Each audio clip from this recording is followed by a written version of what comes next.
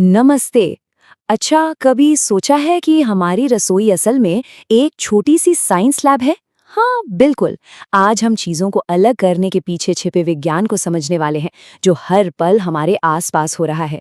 और ये कोई बोरिंग साइंस क्लास नहीं, बल्कि एक मजेदार जासूसी कहानी होने वाली है, जिसके सारे सुराग हमारी अपनी रसोई में ही छिपे हैं। तो चलिए अपनी जासूसी शुरू करते हैं। जब भी घर में कोई चावल या दाल में से छोटे छोटे कंकड़ चुनकर निकालता है तो वो एक साइंटिस्ट की तरह ही तो काम कर रहा होता है। या जब चाय को छाना जाता है तो वो भी तो केमिस्ट्री ही है। बस इन्हीं छोटे छोटे कामों को कहते हैं पृथक्करण यानी सेपरेशन। एक ऐसी सुपर पावर जो हमारे खाने को टेस्टी और सेफ बनाती है। तो फिर अपनी साइंस वाली कैप पहन लीजिए और अपना मैग्नीफाइंग ग्लास तैयार रखिए। हम एक ऐसे एडवेंचर पर निकल रहे हैं जहां हम इन छिपी हुई प्रक्रियाओं को रंगे हाथों पकड़ेंगे और देखेंगे कि कैसे बहुत ही सिंपल आइडियाज बड़ी बड़ी प्रॉब्लम्स को सॉल्व कर देते हैं। और इस कमाल की खोज में हम अकेले नहीं हैं। हमारे साथ हैं दो यंग डिटेक्टिव्स, मल्ली और वल्ली।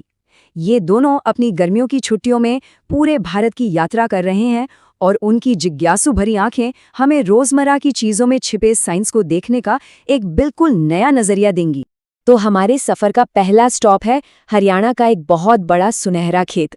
यहाँ मल्ली और वल्ली एक तरह से टाइम में पीछे जाकर उन तरीकों को देखेंगे जिनका इस्तेमाल हमारे पूर्वज सदियों से करते आ रहे हैं। तो चलिए देखते हैं ये खेत हमें क्या सिखाते हैं। जरा देखिए तो, पूरा परिवार एक टीम की तरह मिलकर काम कर रहा है।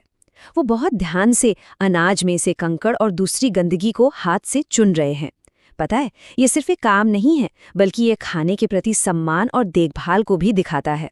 सोचिए कितना धैर्य चाहिए होता होगा इसके लिए। तो इस आसान सी प्रक्रिया का साइंटिफिक नाम है हस्तचयन या हैंड पिकिंग।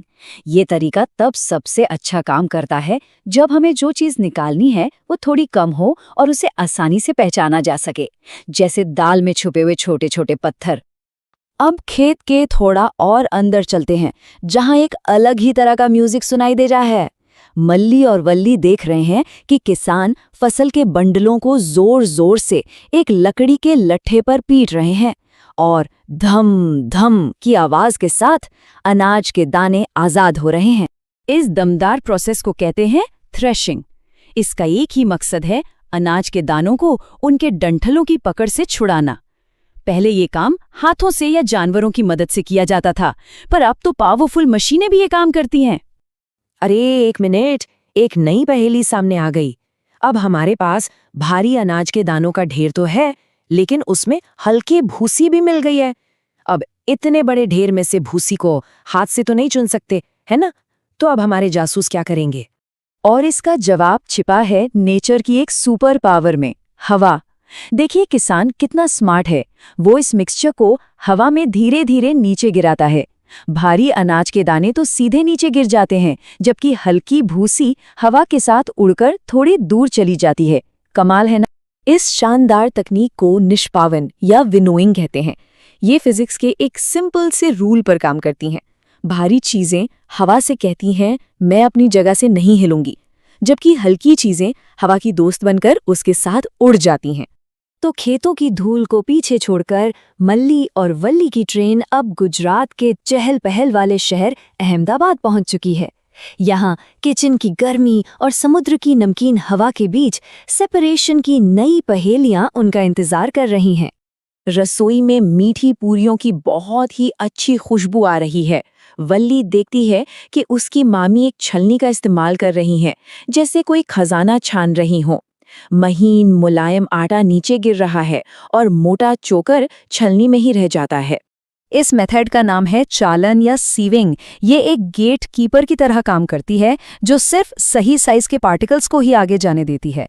यही प्रिंसिपल बड़ी बड़ी कंस्ट्रक्शन साइट्स पर भी काम करता है, जहां विशाल छलनियां रेत से कंकड़ों को अलग करती हैं। अच्छा, अब किचन से निकलकर सीधे समुद्र के किनारे चलते हैं, जहां नेचर खुद एक बहुत बड़ा सेपरेशन का काम कर रही है। उथले गड्ढों में समुद्री पानी सूरज की गर्मी में तप रहा है।